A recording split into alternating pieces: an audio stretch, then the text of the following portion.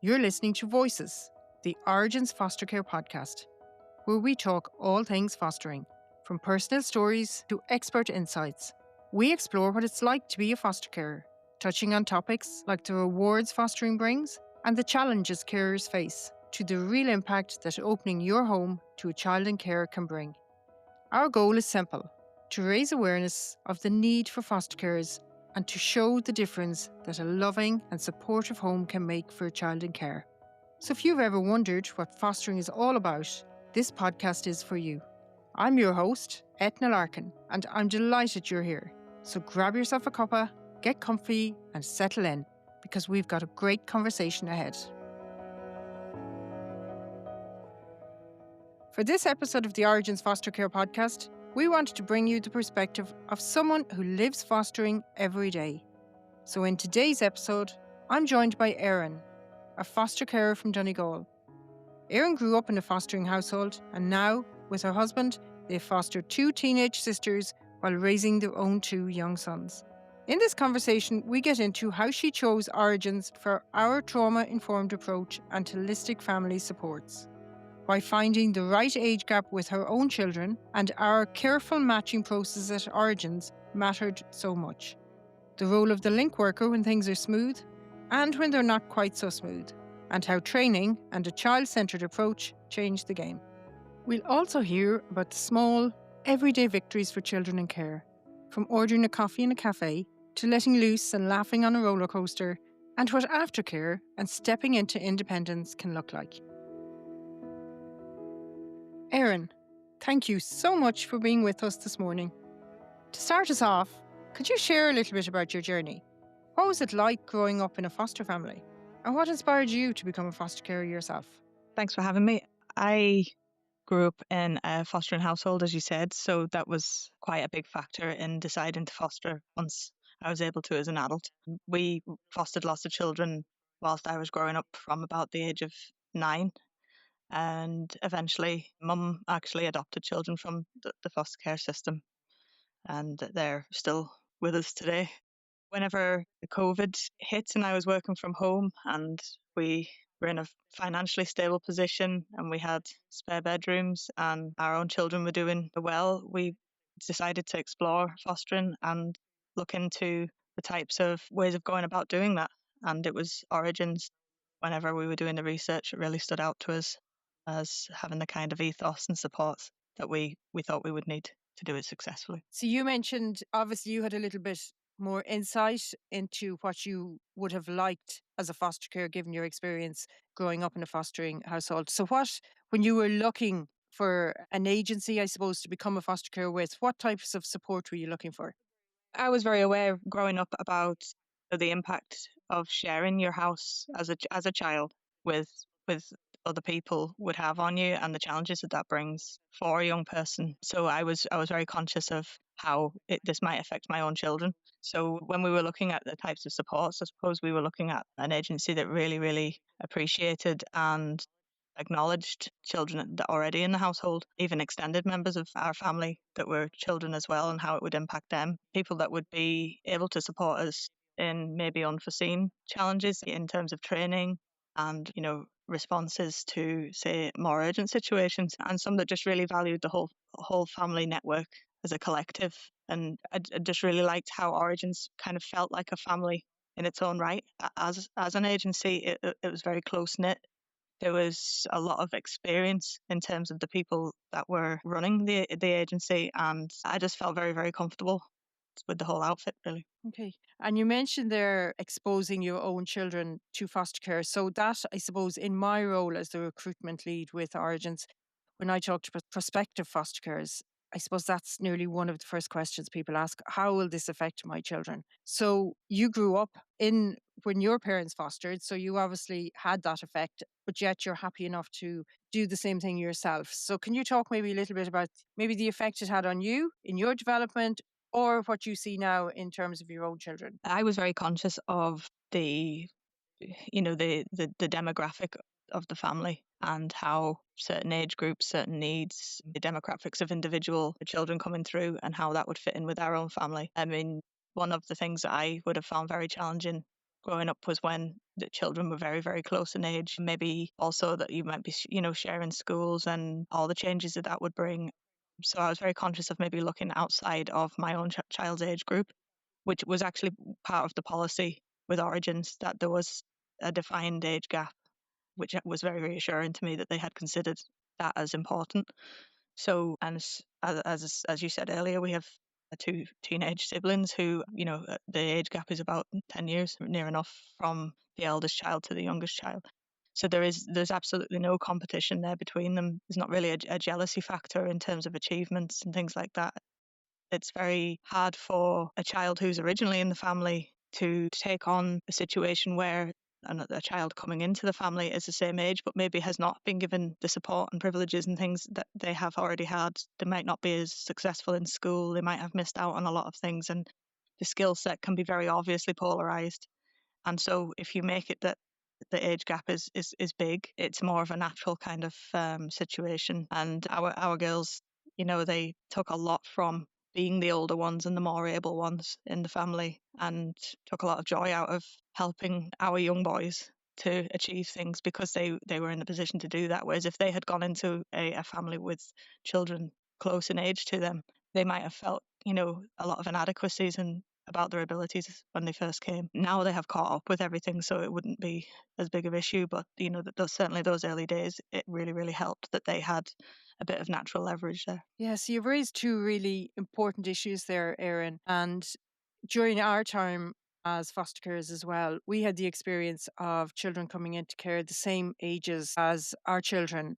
And I can see now it was so competitive. It was really difficult. And as you mentioned, children going into the same class at school, tails coming home. So the rule now is that there must be 2 years either side of your own children or children already within the household. So if you have a 4-year-old, then you can explore fostering 2 and younger or 6 and older. And it is really, really, it is really important because it also, for your own children as well, because it obviously gives them, they still have that unique space within the family. And sometimes when I talk to people who are exploring fostering, their initial response is, oh, I would love somebody the same age as my child. They could be best friends. They could grow up together. But then when I go on to explain the importance of that age gap, they understand and they can see the reasoning. So that is really, really important. And the other thing that you mentioned then is the two teenage girls that have joined your family. Maybe talk a little bit, I suppose, about the importance and the planning that went into the ages, because that's something here in Origins that we place a lot of emphasis on, is what we call the matching process. When we have a request for a referral for child or children coming into care, it's not as simple as knowing, oh, Erin has a spare room down in Donegal, let's send them down. We put a lot of work into making sure that the child that is going to join your family is as good a match as we can to ensure or reduce, we cannot ensure 100%, but to reduce the possibility of placement breakdown and adding further trauma to the child or the children. So maybe if you could talk a little bit about, I suppose, the process that was engaged in before the children came to live with you. Yeah, of course. When we first inquired with Origins, we went through an initial information evening that gave you a chance to get a bit more kind of a feel of what it was all about, which was very useful for my husband, more so than myself, because obviously I'd already experienced what that was like. But after that, then, if you wanted to go on with the assessment for fostering, you're introduced then to an assessor, and that person came out to us maybe fortnightly. If there was more work that needed to be done, it maybe would be weekly. And that went on for approximately 16 weeks. And it is also, I think, as far as I'm aware, written in the policy that that's what's aimed for within 16 weeks. So it doesn't just run on and run on. And throughout those 16 weeks, what we did look at was, how we had grown up, any cultural kind of things that affected how we would parent, our actual free time and type of free time. I hadn't really understood, that there's a type of free time. I thought, yeah, free time is okay, I'm free from this time in the evening and this time in the morning. But it was actually looking at what you're physically able to do. And it became very obvious very quickly that with our own children's needs, our free time would be much more suitable and available for children that were older, and the type of things that older children would need. And that was the main thing that came out of the assessment. Was I had initially thought that I would be told, it would be better to take on younger children, even with a 2-year age gap, still that they would look at younger children. But it was very, very apparent that the way our family works, despite having young children, was actually much better to integrate older children into the scenario. So, and I suppose that was because, again, with the extended family, there was teenagers in our extended family. So the way we lived was quite focused around teenagers, actually much more than younger children, surprisingly. So it just ended up working really well. And when the girls came, they just kind of slotted in. Like there wasn't any kind of awkwardness in the beginning in terms of, right, where do they fit into the age here or the family here. I think the matching process is possibly the most important part of the whole thing. Absolutely is. And I didn't actually understand the weight of how important that was until we actually started doing the assessment. So you and your husband, you're going along for a long time. You're the parents of 2 young children, and then suddenly you're the parents of 4 and 2 of those teenagers. How did you manage that, or where did you seek support? And I suppose there was a lot of emotional planning on how this would work just between ourselves, and also then with the link worker that was allocated to us then after we'd gone through the assessment. There was a lot of kind of linking in with the link worker would call regularly, check if are we ready for this? Is there anything that we need? There was a lot of introductions with the girls, so we went down to see them where they were living before they came here, and then they would come up for maybe 2 nights and then 4 nights, and then eventually they were just here. And so it was all handled very, very kind of structured, and the girls knew exactly where they were coming to, what their bedrooms looked like before they actually were here. So Origins actually creates a little booklet about the home so that can be given to the child or children that's coming to you. It has pictures of the house, it has pictures of the kitchen, it has pictures of the activities that family are into doing. So they, even before they ever meet you, they've got some kind of idea of what this looks like and who's going to be walking through the door to see them. So I think that was a great benefit to it as well. Once they came, it was just, let's just get on with it and let's see what they like to do. And we went to a few places with all the children together. We did a few things with the girls on their own, and our boys stayed with my parents for the afternoon, or I would take the girls out myself, and my husband would do lots of in-house things like, maybe cooking and baking with them. And it was the summer when they came, so we were able to do a lot of kind of garden activities and things which weren't intense. They weren't face to face. They could just be and find their feet. Okay. Which was of great benefit too. And you mentioned a link worker. So you and I obviously understand what a link worker is. Maybe for listeners who aren't familiar with that term, do you want to talk about the role of your link worker, I suppose, and how important that relationship is? Yeah, so our link worker would be basically on hand in all good and bad scenarios. If there was something that we needed help with, if the children got into a bit of trouble or they needed something even through the health system that wasn't easily accessible, the link worker would then take that information, communicate with the children's social workers or members of management or health services to kind of ensure that the children are going to get the best, outcome of whatever that situation might be. If you're frustrated at a situation, you can speak to your link worker and they will listen and rationalize things. And if there's a solution, they will do, their hardest to fix that as well. They will keep you kind of up to date on, if you're behind on training or you need stuff, there's something that she thinks is of interest to us that would be beneficial for our experience as carers. She'll be letting us know about that. She was on the phone this morning arranging a visit for the end of the week to come out and just get a feel of how everything is now that the kids are back to school and any challenges that might be coming up, and to preempt them and put things in place. And it's just all about preserving, the family and the needs of everyone in it. And then because the children themselves have their own social worker who's purely about their needs, and it's really, really helpful to have someone that thinks about the whole family as a collective in their role. The social worker of the girls does. We are very lucky. Think about all of us, but it's her role to focus on the girls. So it's really nice to have that balance of everybody working together. So the link worker is basically your social worker, as in your family. Yeah. So they're for the good times and the challenges. While you're listening, here's one small thing you can do to help. If you're finding this conversation helpful, please follow the podcast and share it with someone who might benefit. It's free for you, but it makes a big difference, and it could help the right person discover the life-changing impact foster carers can make. Let's get back to the conversation. We hear a lot about in the media, at the moment, the crisis in foster care, the difficulties in foster care. But as you and I both know, there are lots of good, really good times, making really good memories in foster care. And the children who come to live with you, change your life forever. Do you have any, without identifying or sharing anything too personal, could you tell us maybe some really nice times that you've had with the children who are in your care? Yeah, absolutely. I suppose a lot of the most rewarding things about it have happened over a Mm-hmm. long period of time. So when the girls came, they couldn't read or write. They were very poor socially. They would be very avoidant of people and quite wary of people. I suppose over time, because they have been involved and valued and shown that they are capable of achieving things, and just having the regular support that you should have had all the way along with your school and opportunities in the community and things. So it's nice to see now, two girls that are confident enough. I'm not saying there's not a long way to go for Mm-hmm. them to be confident people, but they're confident enough to go down and order themselves something in the cafe, know how to count the money to pay for it, say, oh, I'm popping out with my friends, I'm going shopping. They're very, very different children now to the little people that walk through the door, very frightened.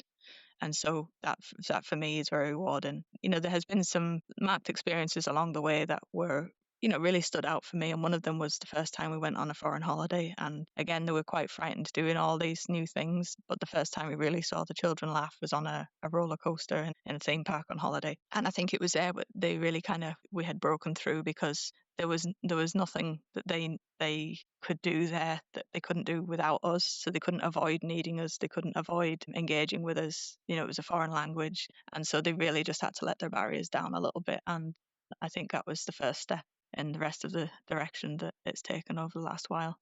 And I say one of the girls now is looking at moving into independence when she turns 18 in the coming year. And so hopefully we'll still be a source of support to her then and see any other achievements she makes after that. But yeah, it's been rewarding throughout to see the effect it's had on them. And I do dread to think where they would have been if they had stayed where they Mm-hmm. were, because like I said, they were very frightened little people. Okay. And I think it's really interesting, and from my own experience as well, some people think it's the huge, big achievements, it's, the big moments that make a difference. But really, in the reality of being a foster care, it is like the small things that you mentioned, just being able to count out your money, being able to, as you mentioned, go in and order something in a cafe. So it's just those small things that maybe every other child takes for granted. Of course, you're going to be able to do that at a certain age.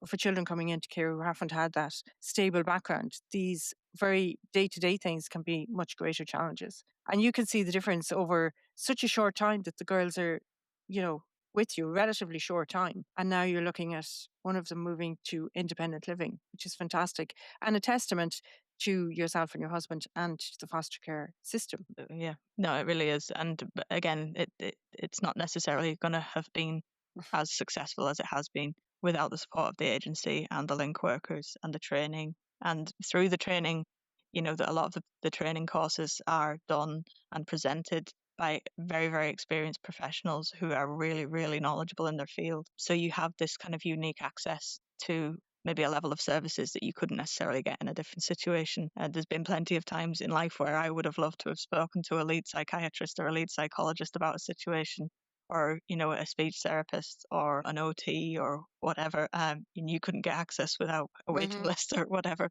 Whereas this is just straight in talking to the people that know, and you get a chance to ask what you need to ask and fill in those gaps in Yeah. knowledge, which is And fantastic. how important is the training? Sometimes when I talk to people, prospective foster carers, when I mention training, they say, oh, I have been a parent for 10, 12 years, or I've raised 4 children or 6 children or whatever. But how important is the training that Origins offer to foster carers? How different is it from day to day parenting of your own children who have grown up in that secure environment? I think the training's of paramount importance because you're not raising your own children who haven't been through trauma, who have been with you since day one, who know exactly when their next meal is going to be on the table, who know exactly where their clothes are or when you're going to be available and not available.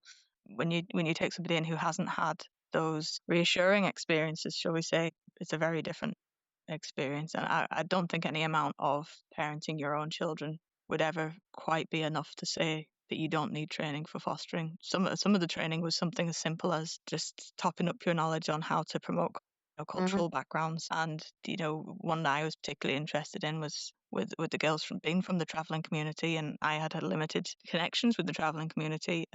So it was very, very beneficial to have somebody from the traveling community who was also a foster carer come on and discuss how do you promote that, what things are important there. And you can read all day long, but when you've got somebody sat in front of you really making it very, very simple for you, that's huge. And it's got nothing to do with raising a child of your own. That's you wouldn't really necessarily be in the position where you're not connected to your own child's cultural background. It'd be a very, very unusual scenario for that to happen. So, and then just the things to do with the trauma. I had a big understanding of the trauma, how it affected the brain, how it affected development, how it affected the sense of self. And it wasn't until I did training with Origins and then I obviously worked with the play therapists that the children attended, I hadn't understood the level of impact that trauma would have on not just your brain development and how your brain connects things up and reacts to things, but also how that affects your entire body, right down to your balance. The younger girl could barely sit on a chair properly. She'd had the leg under it. She'd be wobbling on it. And you would say, maybe she's neurodiverse. Maybe she's got ADHD. She can't stop moving. But it was that all the trauma she'd experienced had actually affected her ability to have a core strength, and her vestibular system was all off balance. And I would never have learned that I would have never had a need to learn that really if I wasn't fostering. And I'm glad I do know it now because I've been able to share that information with other people as well. Yeah, I think it's really interesting how the training has developed so far. I was just saying earlier when we started fostering 23 years ago, we never were introduced to the word trauma. There was no training. And when I look back now, my knowledge that I have now of trauma would have been so helpful at the time and made my journey as a foster carer much easier.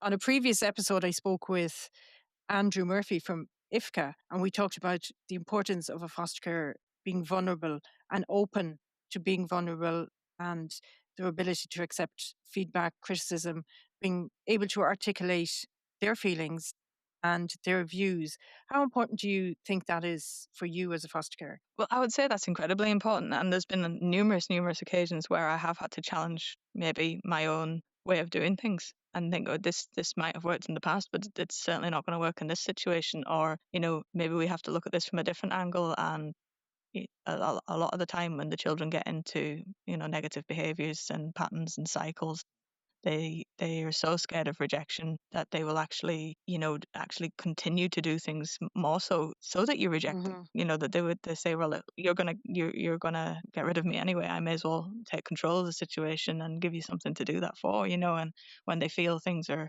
they're in trouble, they can reach levels of a toxic level of shame, and it becomes where they can shut down. So you can't just enforce regular discipline or regular rewards. That's not always enough. And there has been a few times where it's been really beneficial to bounce, right, what do I do in this situation, off of someone, and, maybe swallow my own pride a little bit and say, the kid needs you to be the bigger person here.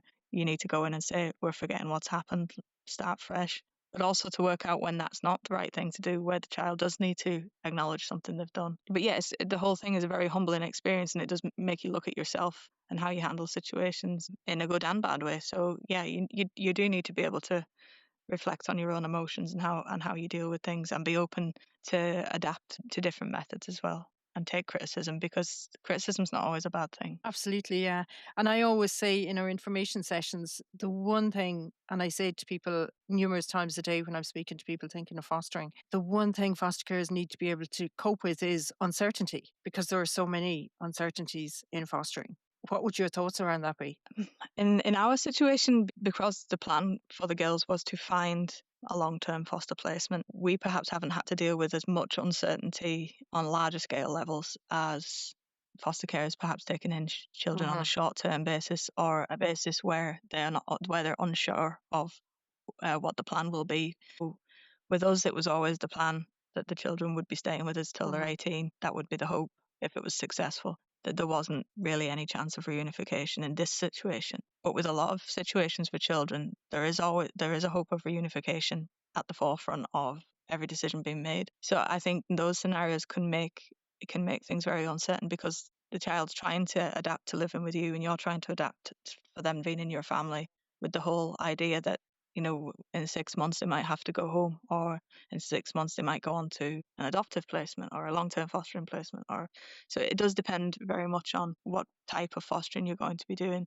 But I say to a lot of people is that they're much better have been with you for even a night or 2 nights or 6 months or a year, and then having to go on to wherever they're going. You still make a massive impact. It's still, the pebble in the pool, and the ripples come out and it impacts, it touches the sides, it impacts what seeds spread where.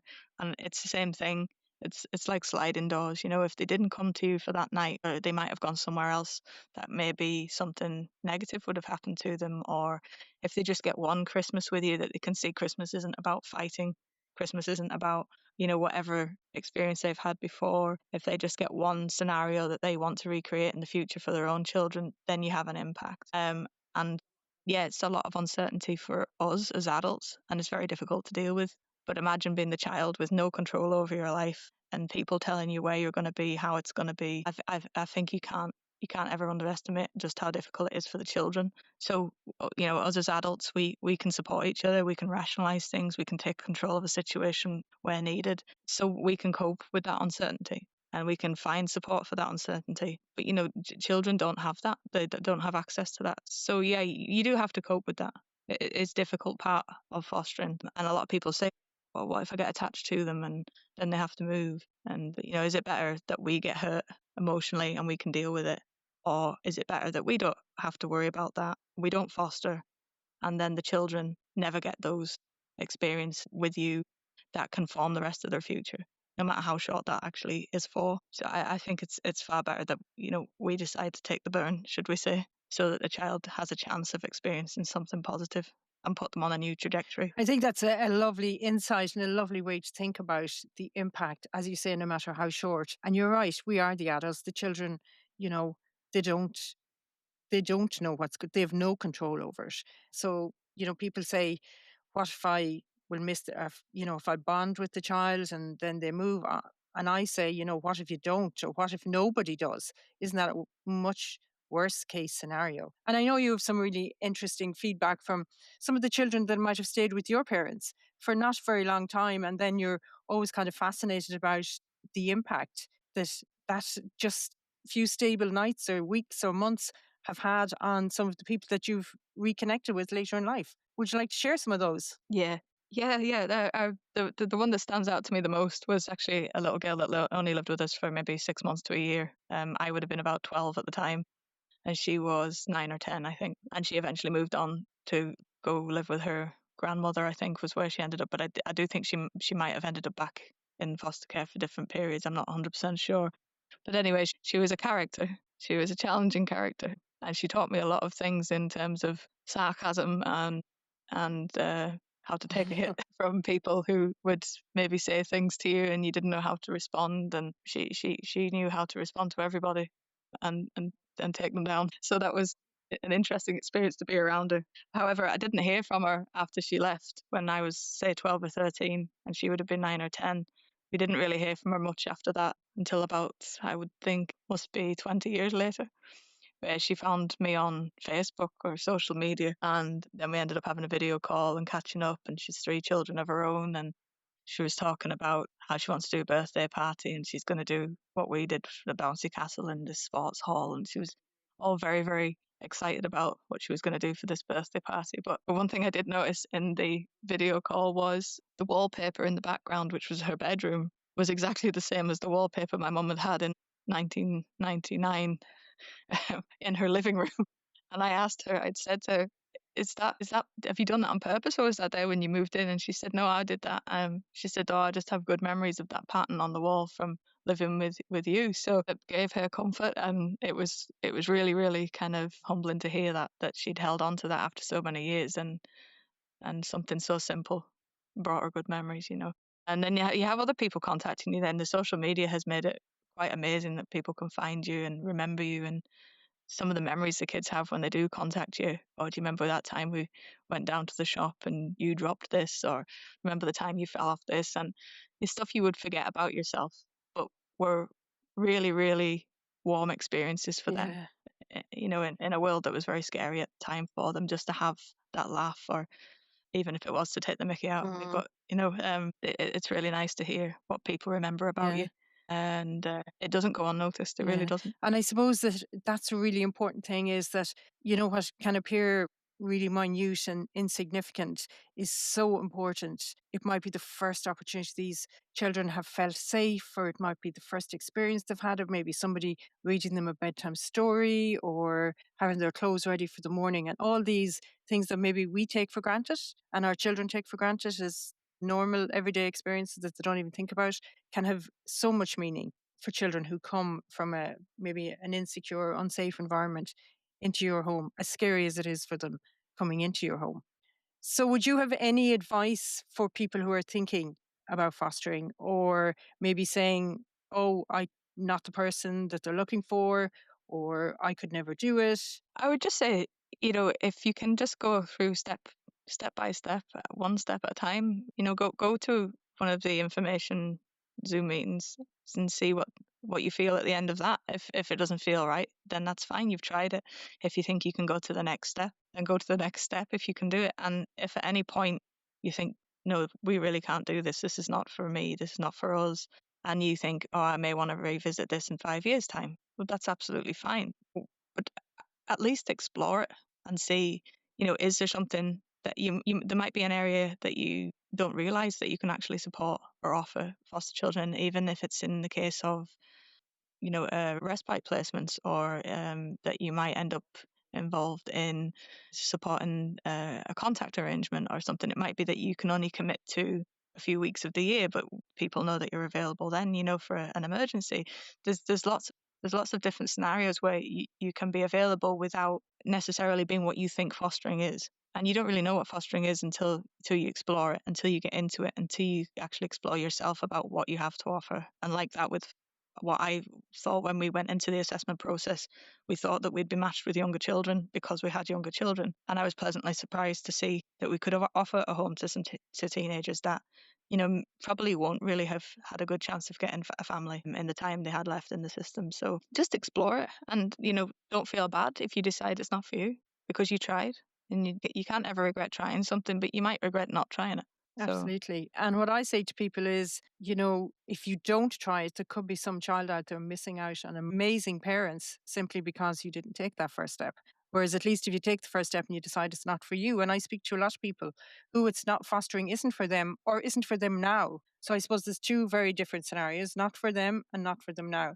So yeah, as you say, take the first step and the next step and the next step. Which brings me back to, you mentioned at the very beginning that one of the children in your care is looking towards moving to independent living, which again is a question I get asked all the time. What happens to somebody when they turn 18? So I myself am involved. We have a young person now involved in aftercare, which I say, if you stay in third level education and you're involved in the aftercare system, is probably one of the, if there is an advantage to being in foster care.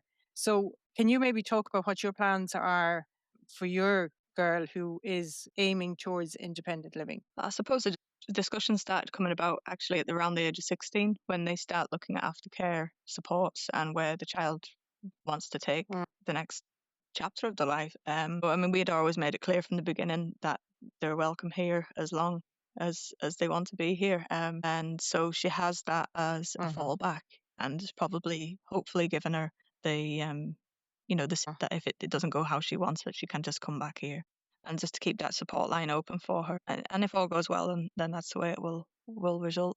So you could end up in a situation where the young person is going to student accommodation, and the plan is that they will come back to you every school holiday. It might be that they want to move nearer to where they started their life, and be nearer to family. So they would maybe look at more of a permanent accommodation situation there as well. And then for children with extra needs, there is, support options in terms of maybe living somewhere that has a member of staff on site, that if they need something in the middle of the night, or they're unsure about how to do something to do with the bank or to do with the doctor, that they have support with that as well. There's also, for children that aren't going to go into further education, there is always the option of doing what pretty much every other 18-year-old would do, is to go get a little job and stay at home. And that's always a fallback for everybody as well. And I think that's really good to hear, because you and hundreds of foster carers around the country continue to support young people, just after they don't wake up and they're 18 and you say goodbye.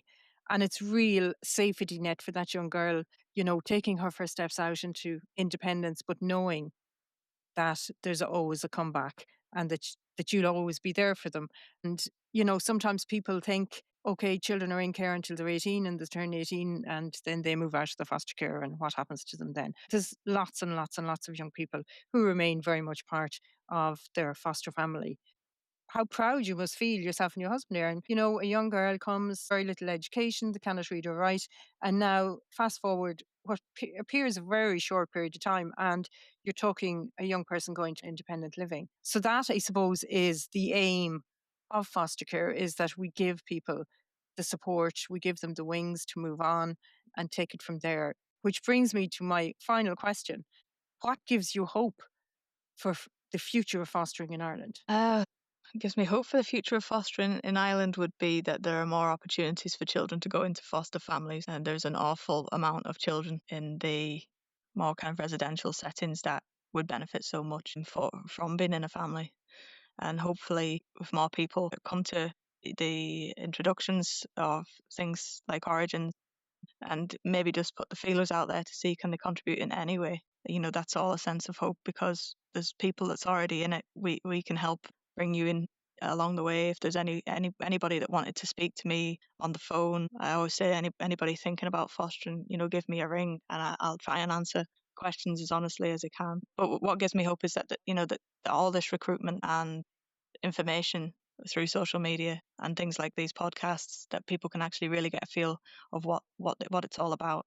It's we've just all got to work together. There's a huge amount of children in this country that are not getting the chance to experience their childhood as they possibly could if more people took on the fostering. And I hope that the supports for fostering continue to grow, and maybe a lot more people would be able to just consider doing it, as I said, even for a short term period of time. So, but yeah, we just the hope is within the group of people that are doing it, and about spreading what fostering is, and about making other people realize they are capable of contributing to this, and the impact that will have on society in general in the next generation is going to be huge as to where this country is going to go. Because right now we've got thousands of children in care, a lot of them not in families, a lot of them being furtherly traumatized by the environments they're in. And how does that impact them as adults, and how does that impact the next line of children that are coming in? And is it going to create situations where there's going to be even more children in care? Because if you never get a chance of experiencing family life, how do you know how to be a parent? How do you know how to provide what the next generation needs? So we have to hold on to that hope that we can all work together to try and change this, because it's not good as it stands, the amount of children that are not in families. That certainly gives us food for thought as a society. What are we doing about having more foster families so that we don't have young children growing up in residential settings, and that they do, as you mentioned, Erin, get to experience a family environment so that they can then go on to create their own families. Erin, thank you so much for sharing your story with us. Hearing both the challenges and the joys of fostering really gives such a genuine picture of what it's like. I think it's fair to say that your openness about growing up in a fostering family and now being a fostering mum yourself will really connect with our listeners. And I'm sure it will mean a lot to people who are considering becoming foster carers. We are really so grateful for your time today. Thank you so much. No, thank you for having me. What really stays with me from this conversation is how thoughtful matching and an age gap can protect everyone in the household. How Origin's link worker and ongoing training turn promised support into real support. And how the small wins, like that first, properly joyful laugh, add up to big change for children whose lives are touched by foster carers. You've been listening to Voices, the Origins Foster Care podcast. To keep up with new episodes, follow us wherever you get your podcasts. If today's conversation resonated with you, we'd be so grateful if you left a review or shared Voices, the Origins Foster Care podcast, with someone who'd appreciate it.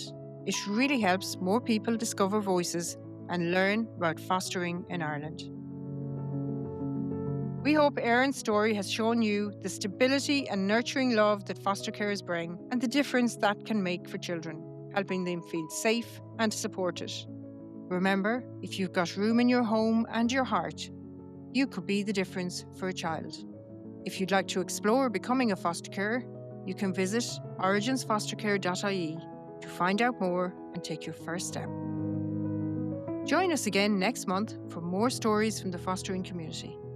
Until next time, I've been Eithne Larkin, and you've been listening to Voices, the Origins Foster Care podcast. Thanks for listening, take care, and have a wonderful day. Voices, the Origins Foster Care podcast is produced by Aidan Quigley at aq.ie.